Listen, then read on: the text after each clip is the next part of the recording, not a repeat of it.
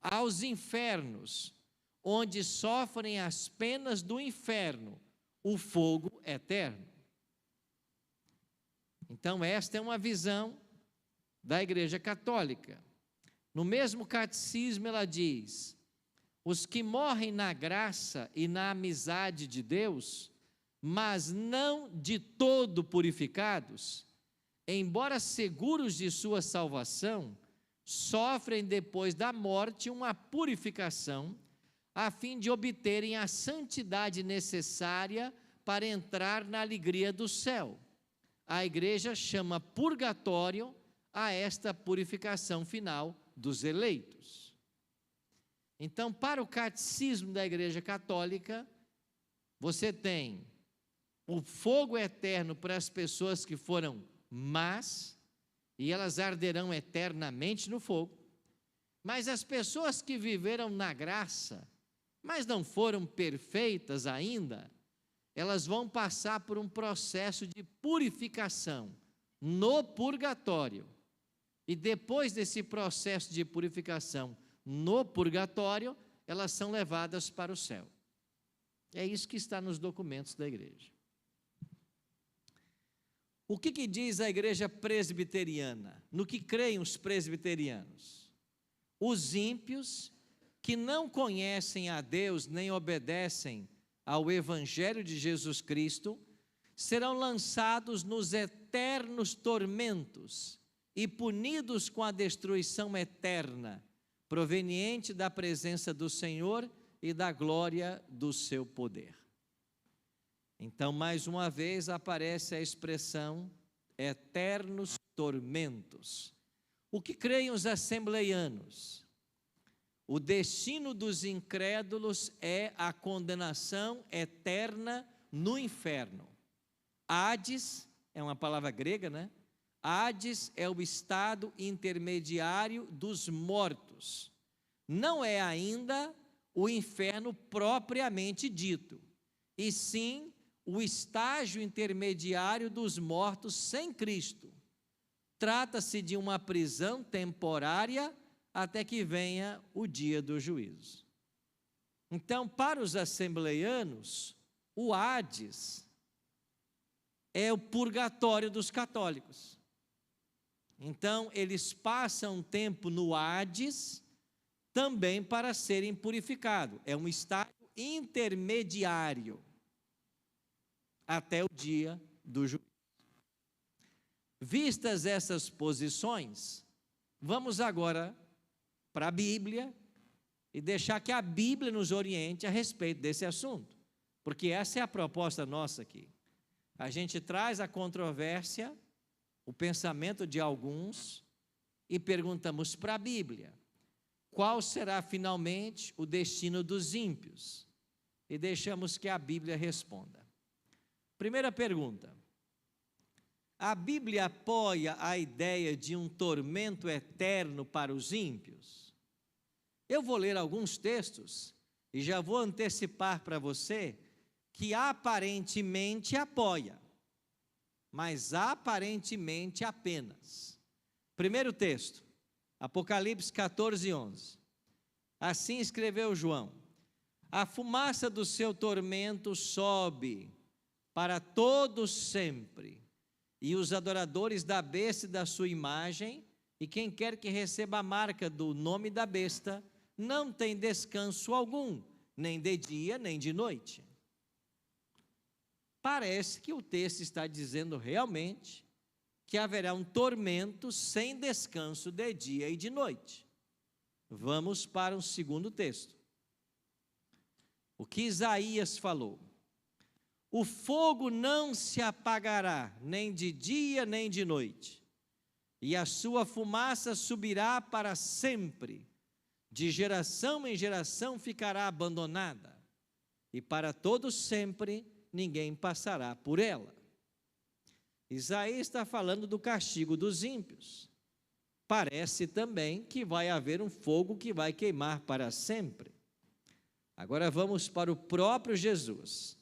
Mateus 25, 46. Palavras do Cristo: e esses irão para o castigo eterno, porém os justos para a vida eterna. Então Jesus falou de um castigo eterno. Parece que a Bíblia está endossando aquilo que foi dito nos credos das igrejas. Mas como eu já antecipei, apenas parece.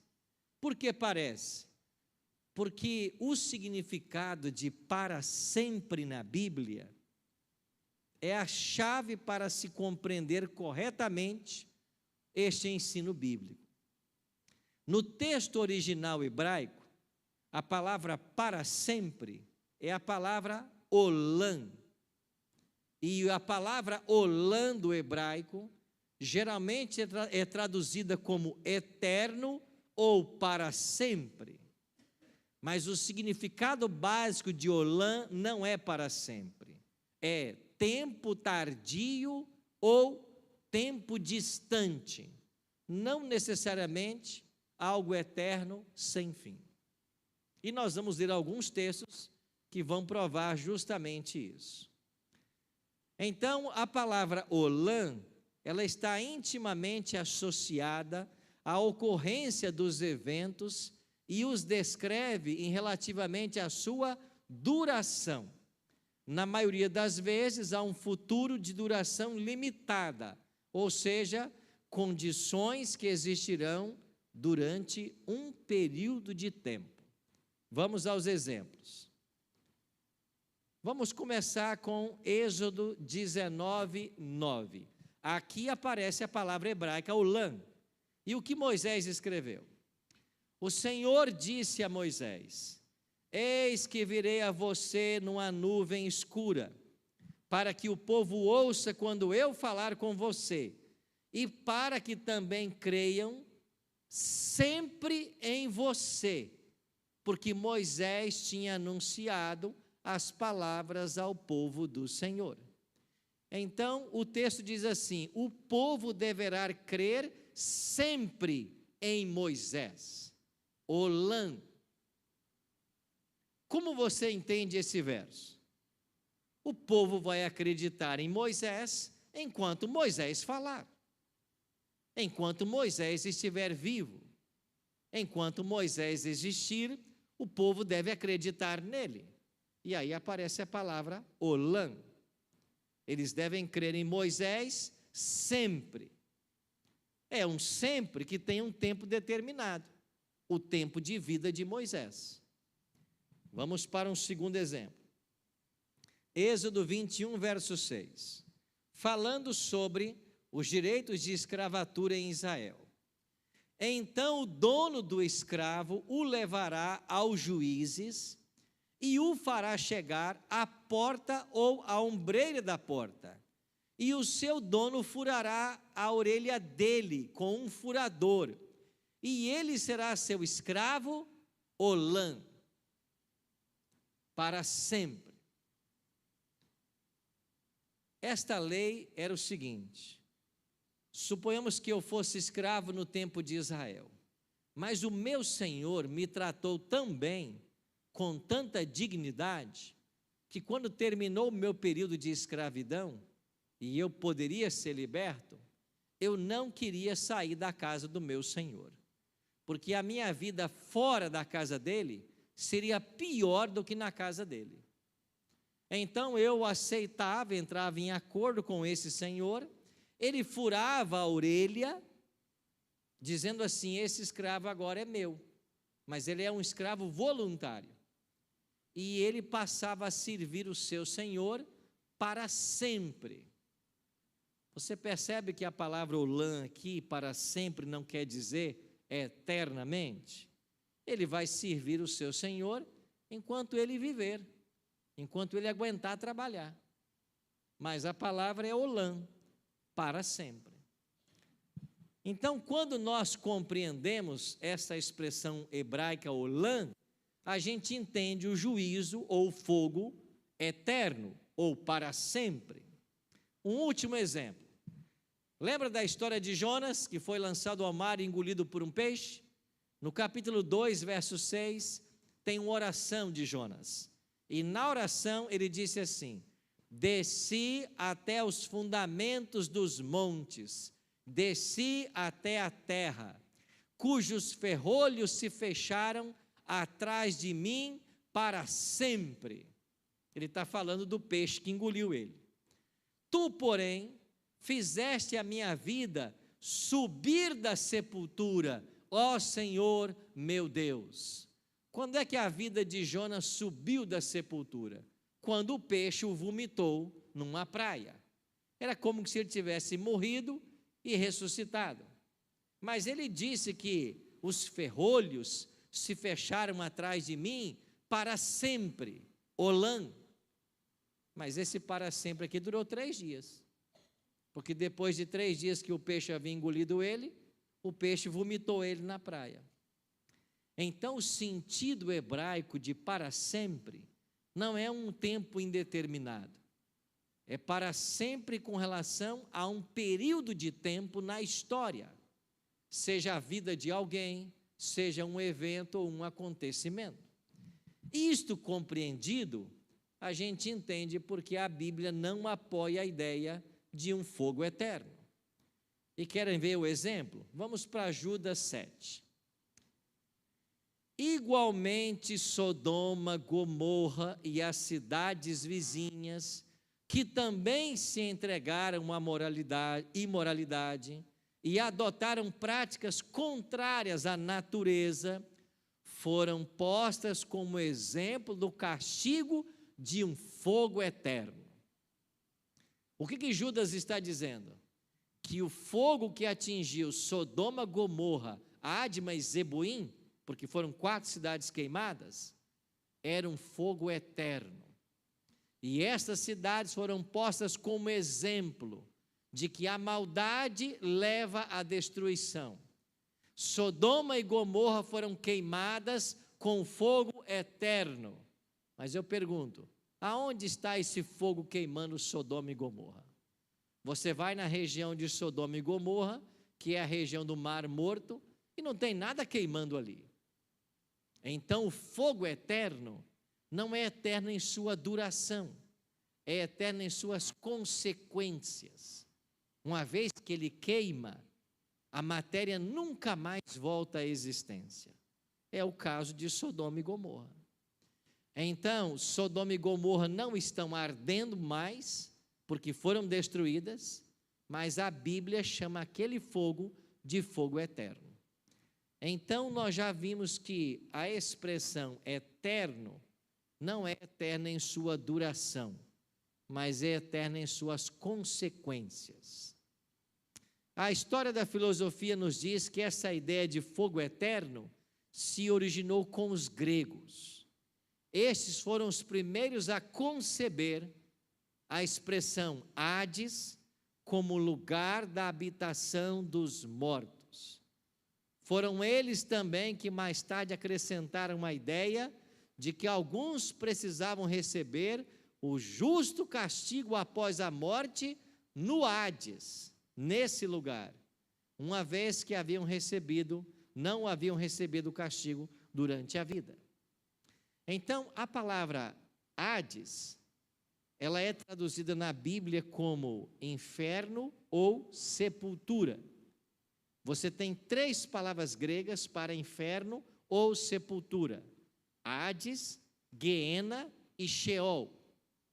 Essas 3 palavras gregas são traduzidas às vezes por inferno, às vezes por sepultura. Então, em Jerusalém, havia um local onde os indigentes eram queimados.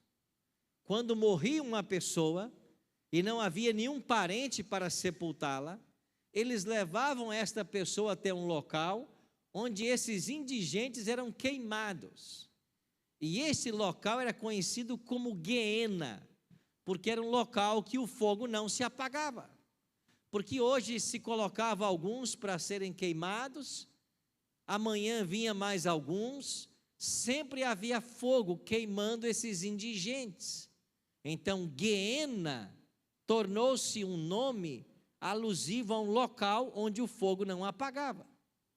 Aí esses gregos vão começar então a propagar a ideia de que as pessoas, quando são más, elas têm que ir para a Guiena, elas têm que ir para o inferno, e que o inferno seria um local onde o fogo arderá para sempre. Mas isso era a ideia grega, não apoiada pelas Escrituras. Esta filosofia grega, posteriormente, foi adotada pela igreja medieval. E a igreja medieval passou a tratar esse lugar de crematório como sendo o purgatório. E esta ideia, na Idade Média, levou muitas pessoas ao desespero, porque as pessoas acabavam tendo que servir a Deus por medo e não por amor.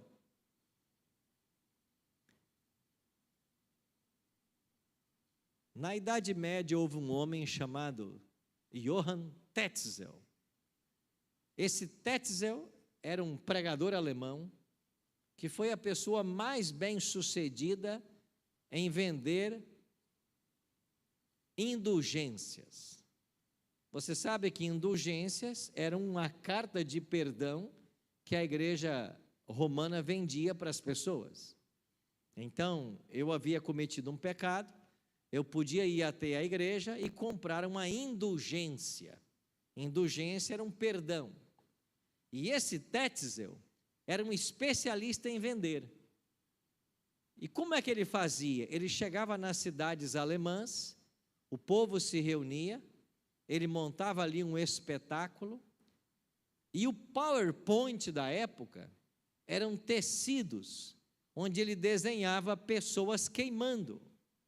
E esses tecidos ficavam enrolados, e ele começava a pregar, e ele falava assim: sabe qual será o destino se vocês não se arrependerem dos pecados? Aí alguém soltava o tecido, o pano desenrolava, e ali aparecia pessoas queimando no fogo. Ele dizia: será o fogo eterno. E as pessoas ficavam com medo, porque a imagem era forte. Aí ele dizia: mas há uma forma de escape, se você comprar a indulgência que eu estou vendendo. Aí ele vendia o perdão para essas pessoas. Era esse o evangelismo da época. E Tetzel ensinava o seguinte: quando você compra uma indulgência, um direito ao perdão, quando você dá a moeda, e ele tinha uma grande caixa que ele carregava, que era a caixa onde botava o dinheiro. Inclusive eu visitei na Alemanha, e lá tem no museu de Wittenberg uma caixa desta, uma caixa da época. E ali tem a abertura onde a moeda era jogada. Tetzel dizia o seguinte: você pode comprar perdão, inclusive, por quem já morreu. Se você tem um parente que não se arrependeu dos pecados, e ele está no fogo do inferno, ou no purgatório, você pode tirar ele de lá, se você comprar o perdão. E ele dizia o seguinte: quando você compra o perdão, pega a moeda e joga nessa caixa de indulgência, no instante que a moeda bater no fundo da caixa, tilinar, eu acho que é a expressão, né? Quando a moeda tilinar no fundo da caixa, a alma é livre do purgatório. No mesmo momento, a moedinha bateu no fundo da caixa, a alma do parente seu é livre do purgatório. E foi assim que esse homem levantou rios de dinheiro, inclusive dinheiro que ajudou na construção do Vaticano. Aí apareceu quem? Lutero. Disse: não, Tetzel é mentiroso. A Bíblia não ensina nada disso. E Lutero escreveu 95 argumentos contra a venda da indulgência. Então, no dia 31 de outubro de 1517, quando Lutero prega na porta do castelo de Wittenberg as 95 teses, não tem nada a ver com justificação pela fé.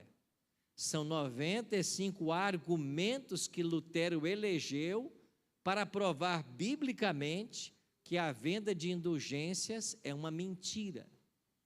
E aí Lutero comprou uma briga com toda a igreja, e você conhece o final da história. Então esse conceito era usado na Idade Média. A igreja se apropriou desse conceito para colocar medo nas pessoas.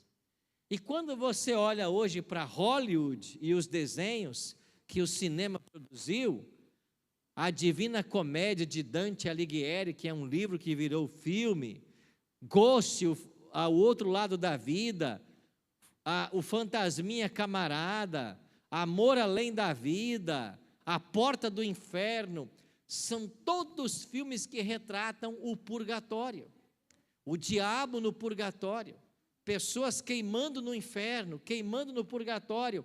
A ideia ficou popularizada e, infelizmente, até igrejas hoje acreditam que existe um local onde o fogo está ardendo dia e noite e lá tem pessoas queimando. Não existe nada disso. E por que também não faz sentido um local onde o fogo arde eternamente? Primeiro, porque Deus não tem prazer na morte do ímpio. A palavra de Deus diz que Deus não tem prazer na morte do ímpio, mas que ele se converta do seu mau caminho e viva. Se Deus não tem prazer na morte do ímpio, por que ele torturaria no fogo pessoas para sempre? Segundo ponto. Deixa eu achar o texto que eu vou para o segundo ponto. Quem é o único ser que é imortal? Paulo diz que é Deus. E em 1 Timóteo 6,16 nós lemos: o único que possui imortalidade, que habita em luz inacessível, a quem ninguém jamais viu, nem é capaz de ver, a ele honra o poder eterno. Amém. Se a Bíblia diz que Deus é o único imortal, então não pode haver um local onde o ímpio vai arder para sempre. Porque se o ímpio vai queimar para sempre, ele também é imortal. Então a ideia de um fogo eterno, ela não se sustenta à luz da Bíblia. Bom, se não haverá então esse fogo eterno, o que significa então, ou como o ímpio finalmente será destruído? Se você for para Apocalipse capítulo 21, versos 7 a 9, você vai descobrir. Haverá a segunda ressurreição, os ímpios todos ressuscitarão, o diabo vai reuni-los, vai tentar atacar a cidade santa, e quando eles tentarem invadir a cidade santa, diz Apocalipse 21, 9, que vai descer fogo do céu e vai consumir a todos. Este é o fogo eterno. É o fogo que vai consumir todos os ímpios. Então, a palavra de Deus ensina que haverá um aniquilamento. Este aniquilamento vai acontecer 1000 anos após a volta de Jesus, quando todos os ímpios serão queimados. A ideia de alguém arder no fogo eterno nos dá uma visão distorcida de Deus, como que se Deus tivesse prazer na morte do ímpio e o punisse para sempre. Então a palavra de Deus apresenta um Deus justo, de amor. Não haverá ninguém que vai arder para sempre, mas todos os ímpios serão queimados pelo fogo. Agora, a partir da parábola contada por Cristo, em que uns receberão menos açoites e outros mais açoites, a partir desta parábola, nós concluímos de que haverá um grau de punição. E quanto mais pecador foi a pessoa, mais tempo ele vai queimar, mas não será um fogo eterno. Então os ímpios serão todos queimados. E quando o último for queimado junto com Satanás e os anjos maus, o fogo vai se extinguir. Então a Bíblia ensina um aniquilamento e não um fogo eterno. Essa verdade lança luz sobre o caráter de Deus. Deus nunca desejou que nenhum ser humano se perdesse. Mas o apóstolo Pedro ensina: não retarda o Senhor a sua promessa, como alguns a julgam demorada. Antes, ele é longânimo para convosco, não querendo que nenhum pereça, senão que todos cheguem ao arrependimento. O desejo de Deus é que todos fossem salvos. João 3,16. Deus amou o mundo de tal maneira que deu o seu Filho, para que todo que nele crê não pereça, mas tenha o quê? Vida eterna. Então Deus deseja salvar a todos, mas Ele respeita o livre-arbítrio. Então, se alguém não quer ser salvo, não será salvo. E quem não for salvo, o destino será a destruição eterna. O fogo vai queimar, e uma vez queimado, a matéria queimada, não vai sobrar, como diz o profeta Malaquias, nem raiz e nem ramo. E Naum diz, o profeta Naum, o mal não se levantará segunda vez. Então hoje, nós somos convidados a tomar a seguinte decisão. Acredito que Deus sempre será amor. E mesmo que as pessoas não aceitarem a salvação por Ele oferecida, não sofrerão eternamente. Serão destruídas, mas não sofrerão eternamente. Porque se sofressem, isso não coaduna com o caráter de Deus, e eles também seriam ímpios e imortais. Mas a palavra de Deus diz que só Deus é imortal. Eu e você temos então nossas escolhas. E a boa notícia é que a porta da graça ainda está aberta para que nós façamos as escolhas certas. E nessa noite, nós iremos testemunhar alguns amigos que tomaram a decisão. E eu queria convidar esses amigos que viessem aqui à frente, para que nós fizéssemos agora o voto batismal.